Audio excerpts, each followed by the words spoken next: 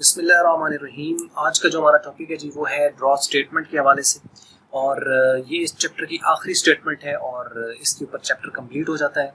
और काफ़ी इम्पोर्टेंट ये स्टेटमेंट है क्योंकि जैसे कि हम लोगों ने पीछे पढ़ा था लाइन स्टेटमेंट के बारे में, तो जो काम लाइन स्टेटमेंट कर सकती है, यानी लाइन स्टेटमेंट क्या कर सकती है, रेक्टेंगल ड्रॉ कर सकती है, ट्राइंगल भी उसे आप जो है वो लाइन से आप ड्रॉ कर सकते हो, तो या आप उसे बॉक्स ड्रॉ कर सकते हो, ठीक है, या आप उसे एक नॉर्मल लाइन ड्रॉ कर सकते हो। तो वो वाले जो काम उससे आप कर सकते थे वो वाले ये काम कर सकती है। और उसके अलावा ये पैरेललोग्राम और कोई भी आपके पास शेप सिवाय सर्कुलर के ये कोई भी ड्रॉ कर सकती है, ठीक है। तो इसलिए आप अगर ट्राइंगल बनाना चाहते हैं या अगर आप उसकी रेक्टेंगल बनाना चाहते हैं, पैरेललोग्राम बनाना चाहते हैं, कोई रेक्टेंगल बनाना चाहते हैं, कुछ भी आप शेप ऐसी बनाना चाहते हैं सर्कुलर के अलावा या इलिप्स के अलावा, तो उसके लिए आपके पास ड्रॉ स्टेटमेंट आप यूज करेंगे। तो आइए इसको शुरू कर लेते हैं। इसका क्या सिंटैक्स है, बहुत आसान है और इंटरेस्टिंग है ये।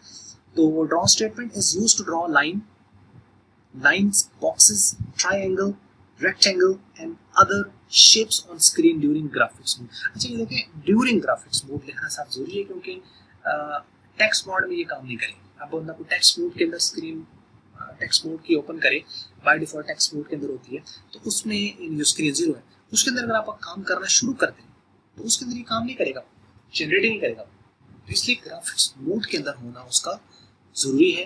ग्राफिक्स मोड होगा तो उसके अंदर आप ये यूज कर पाओगे। So the draw statement draw can not draw circular shape. ये सर्कुलर शेप ड्रॉ नहीं कर सकती। सर्कुलर यानी सर्कल भी ड्रॉ नहीं कर सकती और इलिप्स जो है वो भी ड्रॉ नहीं कर सकती। यानी जो कर्व है, कर्व की फॉर्म के अंदर ये नहीं आएगी। स्ट्रेट कोई सी भी लाइन है उसके अकॉर्डिंगली ये चल सकती है। Following is the syntax of the draw statement. बहुत आसान है। लाइन नंबर किसी के ऊपर जाके आपने ड्रॉ लिखना है और आगे आपने उसकी स्ट्रिंग देनी है डबल इन्वर्टेड कॉमा के अंदर। The draw statement is a valid only in the graphics mode, ये पहले आपको बता दिया। And the string contains asterisk n factor. Asterisk n factor का मतलब है कि ये मल्टीप्लाई फैक्टर है कि जितनी इसकी आपके पास इसके लिए एक सिंबल यूज होगी जो उसकी डायरेक्शन सिंबल जिसे कहा जाता है, एक डायरेक्शन सिंबल होती है जिन्हें बताती है कि डायरेक्शन उसकी किस तरफ है, लेफ्ट है, राइट है, अपवर्ड है, डाउन है, किस तरफ डायरेक्शन है। तो वो डायरेक्शन बताएगा और साथ उसका ये एन फैक्टर होगा, उसी के साथ डायरेक्शन सिंबल के साथ एन फैक्टर होगा। ये मल्टीप्लाई का सिंबल मल्टीप्लाई लिखा नहीं जाता, लेकिन ये मल्टीप्लाई स्टेरिक एन फैक्टर इसलिए लिखा हुआ है यानी इसके साथ कोई और साथ आना है और वो आनी है आपकी डायरेक्शन सिंबल जो कि एक अल्फाबेट है। तो वो आपको आप नीचे आ रहे हैं वो आपको बताते हैं। तो अब ये एन फैक्टर के ऊपर डिपेंड करता है कि उसकी जो शेप आप बनाने जा रहे हैं उसकी जो लेंथ है वो कितनी होगी, वो आप इसके ऊपर डिपेंड करता है। तो इसे कहते हैं जी called a distance scale factor. इस एन फैक्टर को डिस्टेंस स्केल फैक्टर कहा जाता है। Distance scale factor. तो distance scale factor draw statement में इस्तेमाल होता है और ये डिपेंड करता है, ये डिटरमिन ये करता है कि आपकी लेंथ जो है एक पर्टिकुलर शेप की कितनी होगी, कितना स्ट्रेच होगा। Where the default value of n is 1। Default आप 1 सेट कर सकते हो and more the value of n larger the length of shape would be. ठीक है, जितनी ज्यादा एन की वैल्यू होगी उतनी ज्यादा उसकी लेंथ ज्यादा होगी। Distance scale factor may the following parameters may use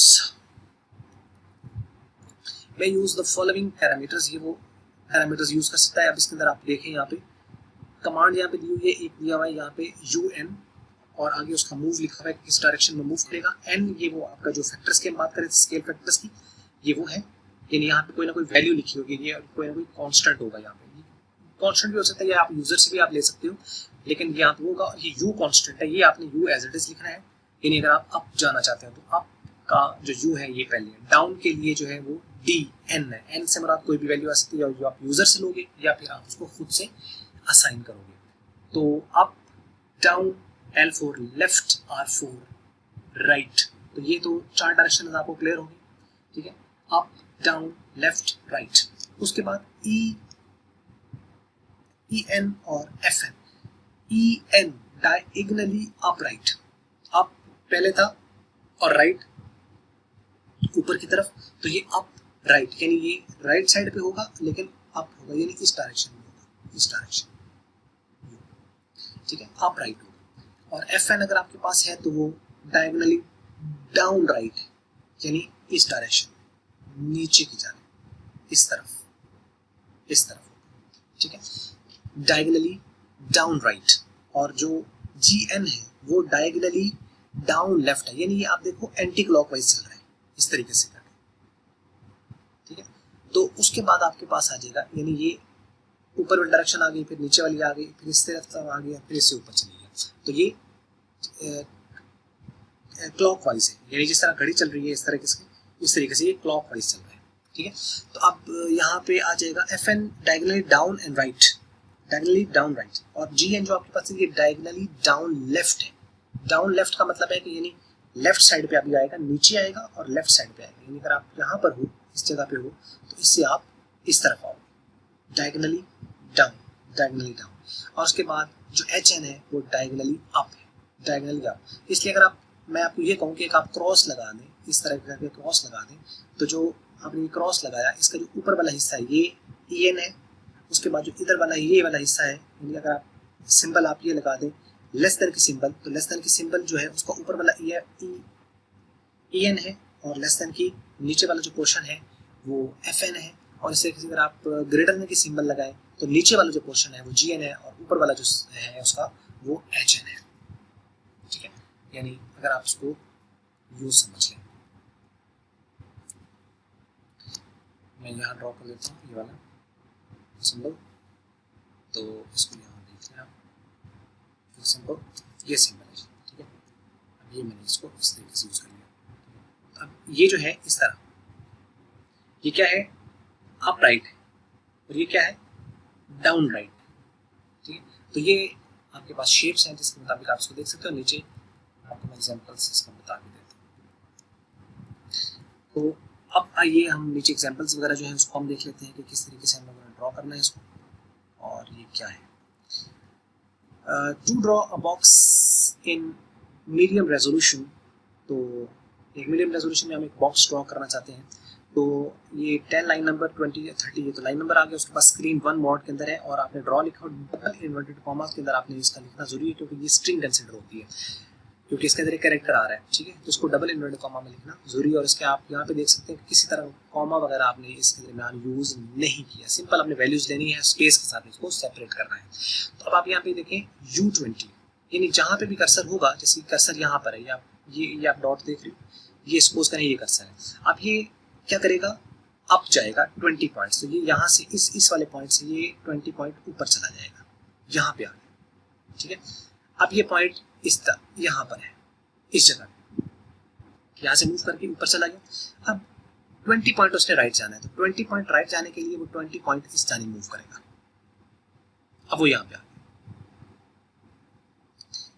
तो इस जगह पॉइंट पे आके अब वो डाउन 20 आना है, फिर वो नीचे आएगा, अब वो नीचे आ गया 20 पॉइंट, और फिर लेफ्ट साइड पे जाना है, तो फिर वो लेफ्ट साइड पे बिल्कुल उसी पॉइंट पे मैच करेगा। तो आप ये देखेंगे कि ये एक पूरा एक बॉक्स, एक डब्बा यहाँ पे बन जाएगा, ठीक हो गया।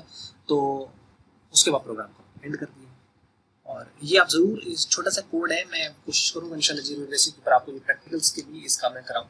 तो अभी फिलहाल तो यहाँ पे थ्योरी को हम यहाँ पे डील कर रहे हैं, और उसके बाद इंशाल्लाह हम कोशिश करेंगे कि हम सीरीज स्टार्ट करें जहाँ पे प्रैक्टिकल्स आपको क्वेश्चंस का कराया जाए और आपको ये ड्रॉ करके बताया जा सके।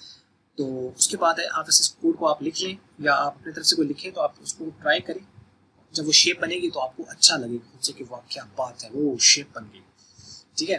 तो उसके बाद है जी draw a triangle in the medium resolution. Medium resolution in screen 1 के अंदर आप इसको ड्रॉ करना चाहते हैं, CLS लिखा हुआ, ये ऑप्शनल है, यहाँ पे क्लियर स्क्रीन कर देगा, स्क्रीन पे जो लिखा होगा उसको क्लियर कर देगा, स्क्रीन 1 है। उसके बाद P सेट, ये भी ऑप्शनल होता है यहाँ पे, कि उसकी पोजीशन जस्ट वो सेट कर देगा कि जहाँ पे वो कर्सर है यहाँ पे ब्लिंक कर रहा है, तो आप चाहते हो कि ये यहाँ पे चला है, यहाँ पे, ठीक है।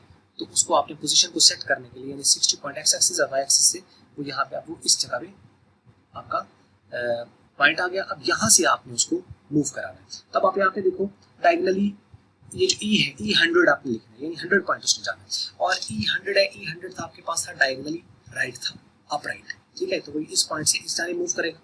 अब उसको क्या करना चाहिए, उसके बाद ये अप राइट चला गया इस पॉइंट से, ठीक है, इस जानिब, और उसके बाद जो है वो डायगनली डाउन, ठीक है, डायगनली डाउन राइट, राइट ये है और डाउन आएगा तो इस तरफ आएगा, यानी एक इस तरफ शेप और इस तरफ शेप, ठीक है। जैसे आपके पास ये सिंबल एक्चुअल में इसकी ये बनेगी, यानी अगर आप इसको गौर करें तो ये ऐसा बनेगा, यानी इस पॉइंट से इधर चला गया, ठीक है, 100 पॉइंट, और 100 पॉइंट ही नीचे आ गया। अब चूंकि जो बेस होती है वो आपको मालूम है कि वो डबल होती है, ठीक है। तो एक पॉइंट कम आपने लेना होता है, क्योंकि जीरो से वैल्यू आपकी स्टार्ट होती है, तो जीरो से 199 तक अगर आप देखें तो पूरे 200 पॉइंट्स आपके पास बन जाते हैं, इसलिए आपने 199 200 ले लेंगे तो बस थोड़ी सी वो लाइन आगे निकल जाएगी, इसलिए इट्स बेटर कि आप 199 लें। अब उसमें इस जहाँ पे वो नीचे आ गया तो इससे वो पॉइंट क्या करेगा, लेफ्ट मूव करेगा। जब लेफ्ट मूव करेगा तो ये 199 से उसको डबल करके बेस उसकी लाइन ड्रॉ कर देगा, तो आपके पास एक शेप बन जाएगी यहाँ पे जो ट्रायंगल की फॉर्म के अंदर होगी। तो ये था, और उम्मीद करते हैं आपको ये बात समझ आ गई होगी, और ये थी हमारी क्रॉस ट्रीटमेंट। और अगर आपको ये जो है वो बात समझ आई है और अच्छी लगी है वीडियो तो आप इसको लाइक कर लें, अच्छी नहीं लगी और तो फिर आप इसको कर सकते हैं डिसलाइक। और वीडियो देखने का हमेशा की तरह आपका बहुत बहुत शुक्रिया।